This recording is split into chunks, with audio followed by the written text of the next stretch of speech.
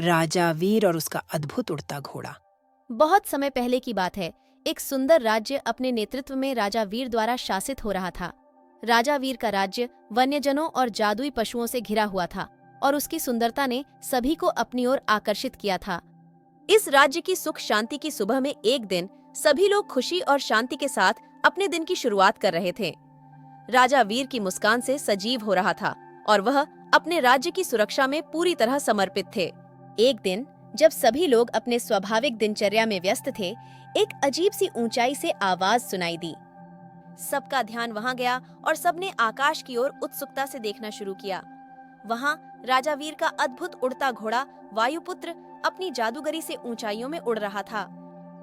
उसके पंखों में एक विशेष चमक थी जो हर किसी को विचित्रता से भर देती थी।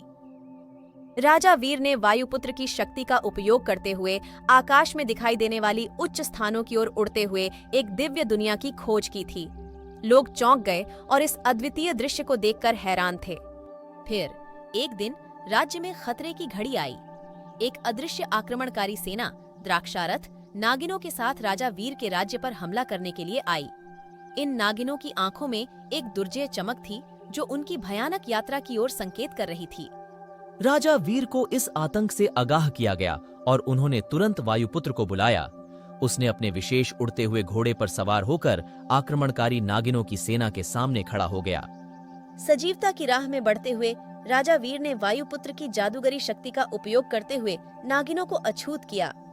वह उन्हें राज्य से बाहर निकाल दिया और राजा वीर ने अपने राज्य की सुरक्षा के लिए द्राक्षारथ के हमले को नष्ट करने के बाद राजा वीर ने अपने लोगों के साथ मिलकर विजय की खुशी में रंग बिरंगे उत्सव का आयोजन किया।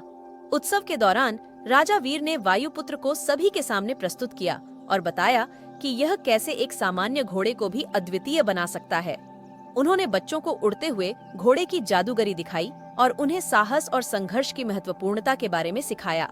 इसके बाद राजा वीर ने राज्य को और भी सुरक्षित बनाने के लिए नए योजनाओं का आयोजन किया और लोग उनकी आदर्श नेतृत्व में पूरी तरह सहमत थे।